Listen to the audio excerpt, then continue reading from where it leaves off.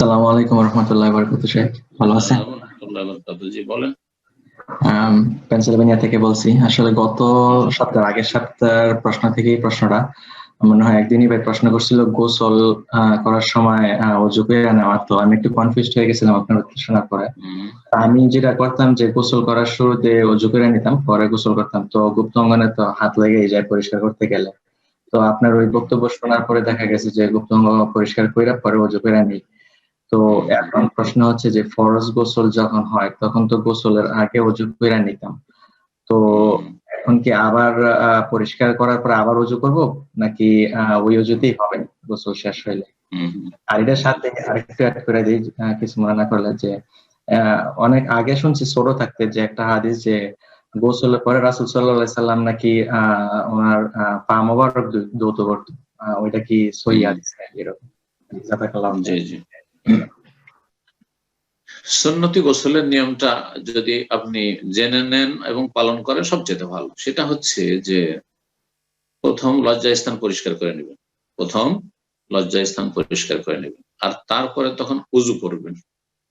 উযু করার ক্ষেত্রে দুটো পদ্ধতি রয়েছে শরীয়তে। একটা হচ্ছে পুরো উযু করে নেবেন শুরু থেকে শেষ পর্যন্ত, আর তারপরে তখন গোসল করবেন। মানে পা সহ ধুয়ে নিলেন, তারপরে গোসল করবেন, তাহলে আর আবার পা ধোয়ার দরকার নাই। এইভাবে প্রমাণিত রয়েছে।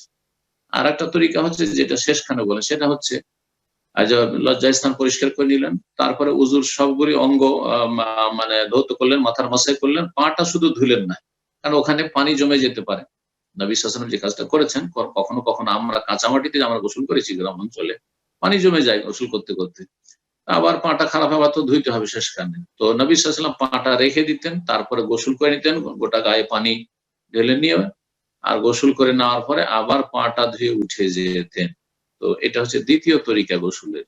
আবার বলছি, যখন ফরজ গোসল করবেন, সুন্নতি তরিকায় গোসল করবেন, আগে লজ্জাস্থান সাফ করে নেবেন, তাহলে আর লজ্জাস্থানে হাত দেওয়ার কোনো প্রয়োজন হয় না। তারপরে উযু করে নেবেন, উযুটা ফুল উযু করে নেন, অথবা মাথার মাসে পর্যন্ত শুধু পা ধোয়াটা ছেড়ে দেন।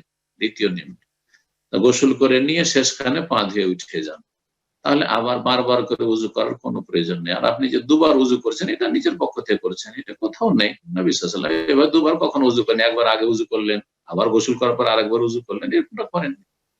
আশা করি বিষয়টি স্পষ্ট। জি। আসসালামু আলাইকুম শাইখ। আসসালামু আলাইকুম ওয়া রাহমাতুল্লাহি ওয়া বারাকাতুহু। জি, আমি বাংলাদেশ জি থেকে বলছি শাইখ। বলেন। জি শাইখ, আমার প্রশ্ন হচ্ছে, আমার একজন দিনী ভাই, সে আসলে প্রশ্নটা করছে।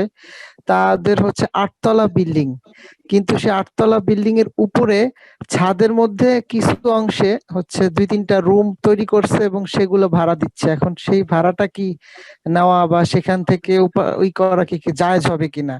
কিন্তু তার পারমিট আছে ৮ তলা পর্যন্ত, সে ৮ তলার ছাদের উপরে করছে বিল্ডিংটা, ও, মানে রুম সরকারি করছে। পারমিশন ৮ তলার আছে, জি জি আর তার উপরে করেছে, এটা বেআইনি, আইন বিরোধী কাজ করেছে, তাই না?